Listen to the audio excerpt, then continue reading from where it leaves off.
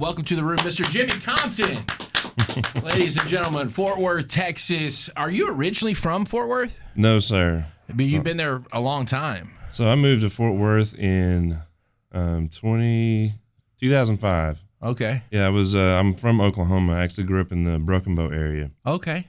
Yeah, I'm from a little town called Wright City. Okay. So I spent my childhood there, and so my parents were divorced, so I was back and forth. My dad lived on the western side of Oklahoma. My mom was in the southeastern side. So I got to spend time out in a little town called Bow.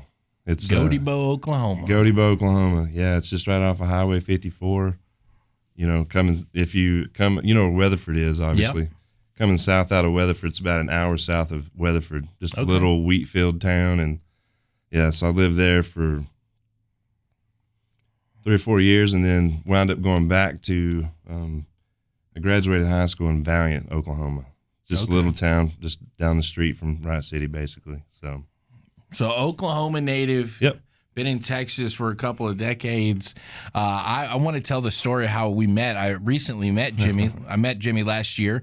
It was in November. We were in Fort Worth. We were at the Rhinestone Saloon, and I was out back upstairs on the deck, and I was watching the band, and I see Jimmy, who I didn't know was Jimmy at the time, and he was taking photos or videos of the band playing, and man, you had this really cool rig strap on, like it was like a custom leather, almost looked like a gun holster, right? It almost looked like, but he had his cameras hanging off the back of it, and I was like, man, that is a rad setup. This dude's got to be cool.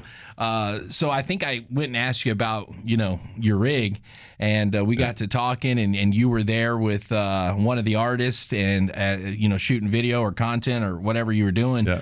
But yeah, I wanted to talk to you. You do so much, man, and it's so weird how randomly that weekend we were there for Texas Country Music Weekend. There was 200,000 people in the stockyards, and the one guy that I wanted to talk to was you, Jimmy Compton. And I'm so glad that I reached out and we kind of hit it off right there on the deck that night. Yeah, we did. We got to talking, and you were there with one of the artists, and then you were telling me about how you make these leather goods, and you have this pretty awesome company called The Proper Gentleman, where you make leather goods, wallets, guitar straps. Tell me about that. So the Proper Gentleman is just a company. So the leather thing just kind of fell into my lap. You haven't been doing this your whole life, or how did it start? What was the first thing you did?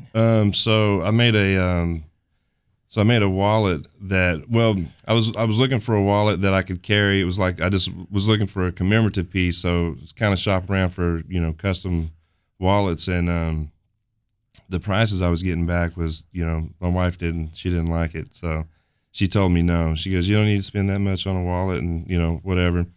And so I kind of sat on that idea for a little while, and eventually the curiosity got the best of me, and I went ahead and picked up some tools and, kind of made what I sort of envisioned. And I posted it on my Facebook page, and then the next day I had $1,200 in orders, and it's just been like that. The demand has been like that, pretty much ever since. It's been slow the last couple of years, but that's how it started, was just looking for a custom piece, and my wife telling me no. Yeah, that's crazy, man. You do some really cool stuff.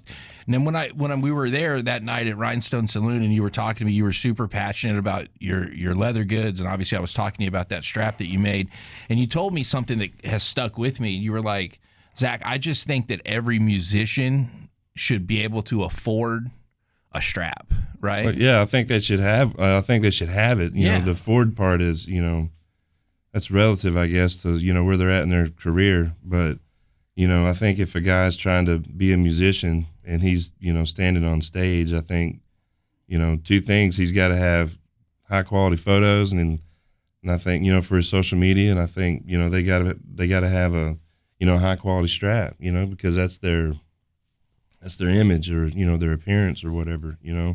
And I think a jazzed out strap that's got their name, where you can see it from the back of the room, I think that helps a little, Yeah, it definitely does, man. It's super. Can't hurt the cause, you know. It's super cool too to see those. There's so many flashy ones out there, you know, so many that do catch your eye. Who are some of the artists that you've made them for that we might know? So I've made the most recent ones I made one for Jake Bush. You might have seen that one. Yeah, okay. Man, I'm gonna have to slow down. And you know, I was even thinking about this on the way down here. It's like who have I made, you know, straps for? But Justin Biltonen. Biltonen, but Biltonen, from Three Doors Down, and he does his own country thing. Made him a couple of straps. The last one I made for him was pretty badass. He had just got a tattoo of a big I want to say it was a bison skull, and it had feathers hanging from it and stuff. And so he sent me a picture of that. So we put that on the strap and did a desert landscape, and pretty. My eyes were bleeding by the time, because I think they had a recording session coming up or something, and he had just bought a new bass, and he says, "Man, you think you can have this done in a couple of days?" And to me, I kind of like that as a challenge, so I just set everything aside for 2 straight days and knocked that out and got it done for him. But I made some. Let me think for a second. Ellis Bullard. I've done quite a bit of work with him. He's one of my favorite guys. He's the man, dude. Yeah, he's pretty exciting to watch play. That's for sure. Puts on a great show. Yeah, super cool guy. Love Ellis. Well, those are pretty huge, man. I mean, right out the gate. I'll think of them as we're talking, but it's And to make something for any of those guys, I'm sure is an honor. But Justin is also an artist, you know, a very talented, skilled silversmith. Yeah. So for him to commission something from you, that's got to feel pretty good. You do badass work, but that's just, I mean, you are making rock star goods for rock stars, Yeah. I got to make Chet, the other guitarist. I've made all the guys over at Three Doors Down. I've made all them straps over the years, but it's pretty cool when they call you and ask you to do it. So Chet he called me a couple years ago, and he just got he was getting his guitar out of the shop, and we did a custom piece called Lucky. That's the name of the guitar. So I don't know if it's ever made it back on stage yet. He's, I think he's particular about the sound, and so I think that guitar's still under the knife, so to speak. So yeah, but I've got to make some fun ones. I mean, there's some that I've made that have never seen the light of day, which is fine. But I have made some, and I'll think of them. I mean, it's just quite a few people. Coffee Anderson, I've done quite a few straps for him. I've made wallets for quite a few guys too, like Scott Brown.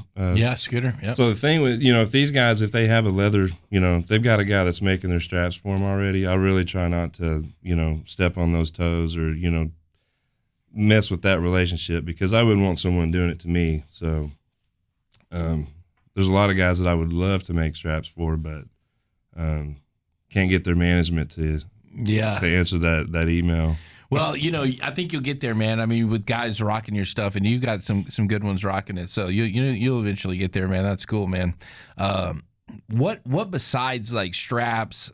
Again, I noticed this really cool. What would you even call it? Your camera rig? What was that thing? Yeah, it's just a suspender rig. I mean, there's people out there making them. It's not a a rare thing, but it's just it's almost like a dual holster, like a shoulder holster rig, and it's just just got little hooks on it to hold my cameras. I was so enamored with it, man. I still am. What's like one of the weirdest pieces you've made, or one of the most unique pieces, like something like, I don't know, maybe you didn't think you could pull it off, or man, the bags are always the challenging, because there's so much time. And I mean, the last bag I put together, because I hand sew everything, so the last bag I did, it was 50 hours of sewing.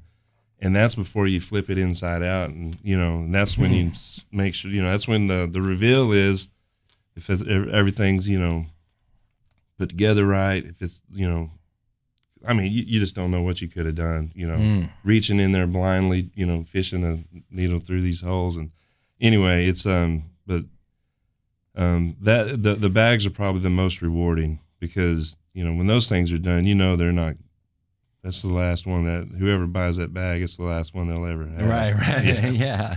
That's awesome, man. I just got my daughter, she's 14, a sewing machine for Christmas. Nice. Yeah, she's wanted to sew. She watched a lot of sewing videos, and she loves like doing nails. She's very creative and artsy, and so I got her one, and she's pretty pumped on it. How did you learn to sew?